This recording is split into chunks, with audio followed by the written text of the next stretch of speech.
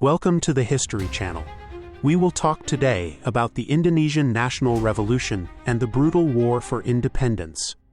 The first president of Indonesia, Sukarno, said, "We, the people of Indonesia, hereby declare the independence of Indonesia.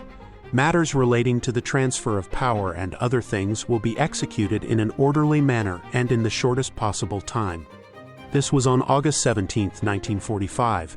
It was a declaration of freedom. But freedom is never simply given. It must be taken. What followed was not an orderly transfer of power, but 4 years of brutal conflict, diplomatic battles, and a raw test of will for a newborn nation. This is the story of the Indonesian National Revolution, a war that reshaped Southeast Asia and ended over 300 years of colonial rule. So, let us dive into one of the 20th century's most significant, yet often overlooked, anti-colonial struggles. The tinderbox and centuries of colonialism. To understand the revolution, we have to understand what was being revolted against. Dutch colonialism in the Dutch East Indies was not just political control. It was a deeply exploitative economic system. For instance, Javanese farmers were forced to grow cash crops like coffee and sugar for Dutch profit, often leading to famine. For centuries, the colony was run for one purpose: to enrich the Netherlands. But the 20th century brought new ideas. The ethical policy introduced some reforms and education, yet it had a massive unintended consequence. It created a small but influential class of educated Indonesians who began to imagine a nation called Indonesia. Then World War II was the catalyst. In 1942, the Dutch were swiftly defeated and ejected by the Japanese. The 3.5-year Japanese occupation was brutal, but it completely shattered the myth of European invincibility. Crucially, the Japanese, to gain support, promoted Indonesian nationalism and even trained and armed militias like the Pita or Pembela Tanah Air, meaning defenders of the homeland.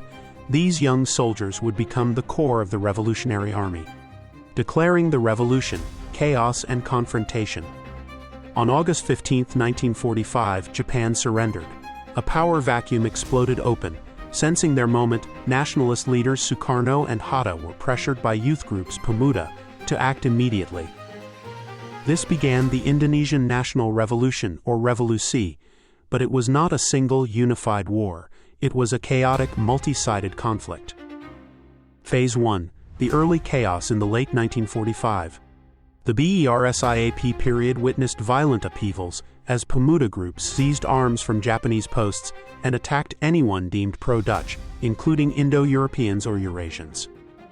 The Allied, mostly British troops landed in Java to disarm the Japanese and rescue prisoners of war, only to be met with fierce resistance from Indonesian Republicans. The Battle of Surabaya in November 1945 was a key example.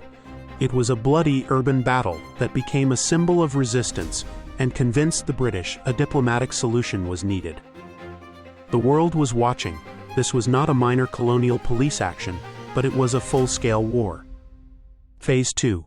Diplomacy and War from 1946 to 1948. The Linggajati Agreement on November 15, 1946, made the Dutch recognize the Republic of Indonesia on Java and Sumatra, but envisioned a federal Netherlands-Indonesia union. Neither side truly trusted the agreement. Fighting continued locally. Then, in July 1947, the Dutch launched their first major offensive, Operation Product or First Police Action.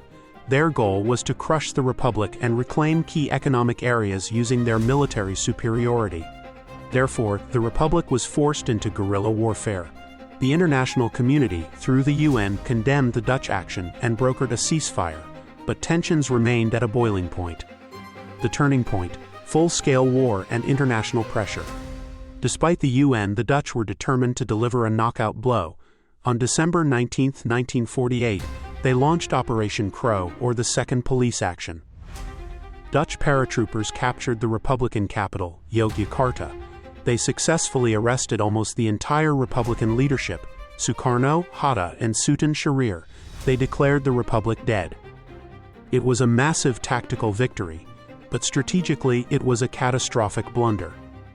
Why was it backfired? First, the guerrilla war intensified. With the government captured, the army, led by General Sudirman, who was dying of tuberculosis, waged a relentless guerrilla war. The Dutch controlled the cities, but the countryside belonged to the revolutionaries. Second, a global PR disaster. The world saw the Dutch blatantly ignoring a UN ceasefire and arresting a government it had previously recognized. The United States, fearing Indonesia would turn communist if the war dragged on, shifted its policy and threatened to cut off crucial Marshall Plan aid to the Netherlands. Third, the empty chair.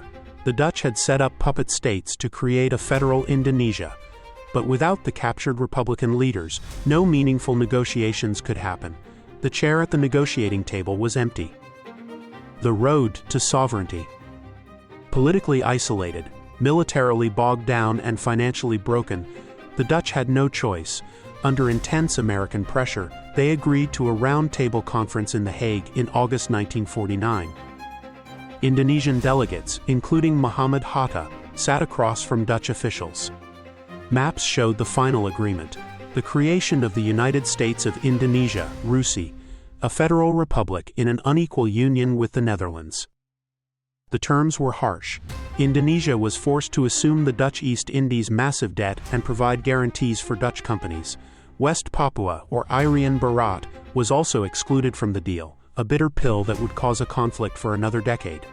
But on December 27, 1949, in the Royal Palace in Amsterdam, Queen Juliana of the Netherlands finally signed the papers transferring sovereignty. The 4-year struggle was over. Indonesia was free. Conclusion and legacy. The Indonesian National Revolution was more than a war. It was the violent, painful birth of the world's fourth most populous country. Its legacy is complex. The complexity was manifested in a military-political dualism. The revolution created a powerful political role for the Indonesian military, TNI, that would define politics for decades. The victory of Unitarianism. The federal RUSI quickly collapsed. Indonesians rejected it as a Dutch puppet construct, and in 1950, the country unified as the Republic of Indonesia we know today. The revolution as a model for decolonization. It proved that with determined resistance and savvy diplomacy, a colonized people could defeat a European power in the post-World War II world. It was a war fought with rifles in the jungle and arguments in the UN. It was a story of incredible sacrifice, political brilliance, and the unbreakable will to be masters of one's own house. The cost was high, including tens of thousands of lives, but it forged a nation. What other anti-colonial struggles would you like us to cover? Let us know in the comments below. And if you learned something today, please hit like and subscribe for more dives into history. Thanks for watching.